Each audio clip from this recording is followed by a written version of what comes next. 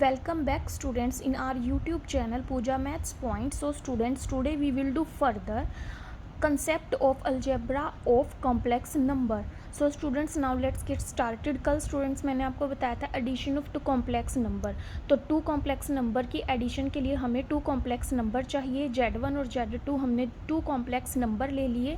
जो complex number होता है वो होता है a प्लस आयोटा b की फॉर्म का. तो Z2 मैंने ले लिया c प्लस आयोटा d. ठीक है, तो ये हमने कोई भी टू कॉम्प्लेक्स नंबर लिए हैं, इनको ऐड करते हैं.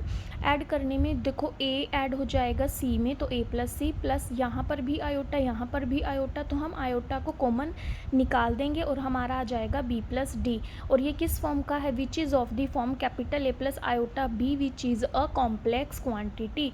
यानी कि अगर मैं कैपिटल a ले लूँ स्मॉल a प्लस सी को और कैपिटल b ले लूँ b प्लस डी को, तो ये भी हमारा a प्लस आयोटा b की फॉर्म का है. तो अगर हम एडिशन करते हैं टू कॉम्प्लेक्स नंबर की, तो वो अगेन एक कॉम्प्लेक्स नंबर ही होता है.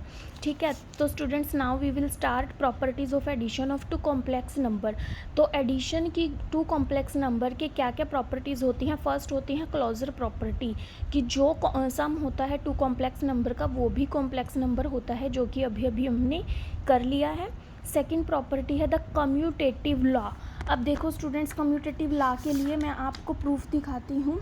ये देखिए यहाँ पर कम्यूटेटिव एडिशन इज़ कम्यूटेटिव इन सी. हमने कोई भी टू कॉम्प्लेक्स नंबर लिए हैं Z1 and Z2, a plus iota b, Z2 लिया है c प्लस आयोटा d भी, एनी टू कॉम्प्लेक्स नंबर. तो हमने कम्यूटेटिव प्रॉपर्टी को दिखाना है.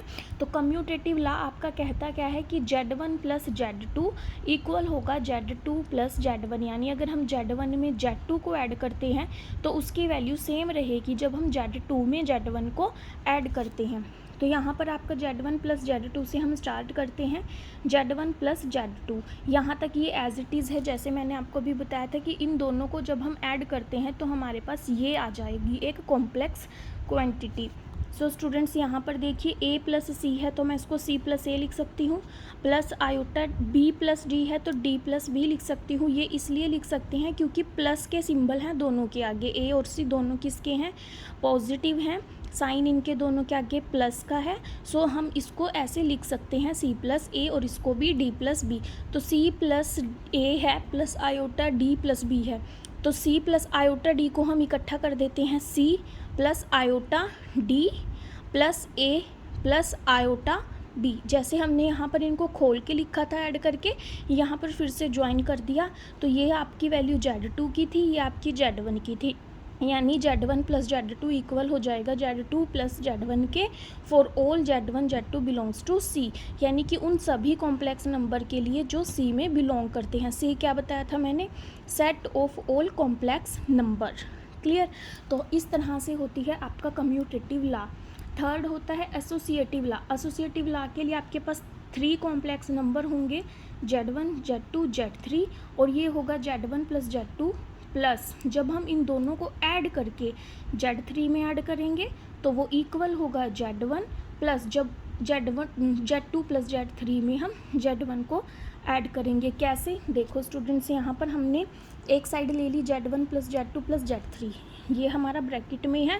इसका मतलब पहले हमने इन दोनों को ऐड करना है, फिर हमने Z3 की बात करनी है. तो Z1 हमने ले लिया a plus iota b, Z2 ले लिया c प्लस आयोटा d, और Z3 ले लिया हमने e plus iota f. b three complex number. आप अपनी मर्जी से इन तीनों नंबर को कुछ भी ले सकते हो, लेकिन फॉर्म यही होनी चाहिए a प्लस आयोटा b वाली. ठीक है, तो हमने Z1 प्लस Z2 इन दोनों को ऐड करना है. Z1 है a plus iota b, Z2 है c प्लस आयोटा d. इनको ब्रैकेट में कर दिया क्योंकि पहले इनको ऐड करना है, फिर प्लस लिख दिया Z3 e plus iota f. इन दोनों को फिर से हमने सेम ऐड किया. a प्लस सी हो गया, इन दोनों से iota common, b plus D आ गया, और यहाँ पर e प्लस आयोटा f. अब हमने इनको ऐड कर दिया. अब इसकी जो ब्रैकेट है उसको ओपन करते हैं. देखो a plus C as it is लिख दिया. अब हमने इस वाले के अंदर इसको ऐड करना है. तो सेम यहाँ पर अब आपका ये रियल नंबर है, रियल पार्ट है. ठीक है, ये इसका रियल पार्ट e है, तो a plus C plus E लिखेंगे. फिर ये इसका इमेजिनरी पार्ट है आयोटा b प्लस डी, और इधर है आयोटा f. तो दोनों में से iota common, b plus C plus f. ठीक है, तो हमने इसको जिसके इक्वल दिखाना है उस फॉर्म में लिखना है। हमने दिखाना है Z1 plus Z2 plus Z3 के इक्वल, तो हमने Z2 और Z3 के एलिमेंट को इकट्ठा करना है। तो Z1 का यहाँ पर है आपका A, उसको हम छोड़ देंगे, यहीं पे एज इट इज़ लिख देंगे प्लस, और इसका था जो C और E उसको हमने ब्रैकेट में रख लिया, क्योंकि तीनों ही प्लस है, हम उसको जैसे मर्जी लिख सकते हैं। फिर प्लस आयोटा B हमने ऐसे ही रख लिया क्योंकि हमें A को अलग से दिखाना है, और फिर इसका जो D और F था उसको हमने ब्रैकेट में ले लिया। तो फिर हमने फिर से वही काम करना है, A कर दिया प्लस आयोटा B कर दिया प्लस C प्लस E में प्लस ये वाला लिख दिया, इसकी मल्टीप्लाई आयोटा से करोगे तो D प्लस F, तो A plus iota B plus C plus iota D plus E plus iota F, और इनको ब्रैकेट में कर दिया। तो ये आपका Z2 प्लस Z3 है और ये आपका Z1 था। तो इसी तरह से कहेंगे addition is associative in C, यानी कि Z1 प्लस Z2 में अगर हम Z3 को ऐड करते हैं तो वो इक्वल होगा Z1 प्लस अगर हम ऐड करते हैं Z2 प्लस Z3 को। ठीक है, नेक्स्ट इसकी प्रॉपर्टी है the existence of additive identity. तो इसके लिए आपको क्या चाहिए, there exist the complex number 0 plus iota 0 called the addition identity और 0 complex number such that for every complex number z plus 0 equals to z, यानी कि हमें एक ऐसा नंबर मिलेगा अगर हम z में उसको ऐड करते हैं कॉम्प्लेक्स नंबर को, तो फिर से आपका नंबर जो है वो z आएगा। सो स्टूडेंट्स इसके लिए ये देखिए, existence of additive identity in C, Z मैंने लिया है A प्लस आयोटा भी कोई भी कॉम्प्लेक्स नंबर है, और एक ज़ीरो ले ली मैंने, यानी कि इसके अंदर हमने ज़ीरो को ऐड कर दिया, और वो जीरो किस फॉर्म की है, 0 प्लस आयोटा 0, क्योंकि हम जीरो को ऐसे लिख सकते हैं, किसी भी नंबर को जीरो से मल्टीप्लाई करेंगे तो 0 प्लस 0 इक्वल टू 0।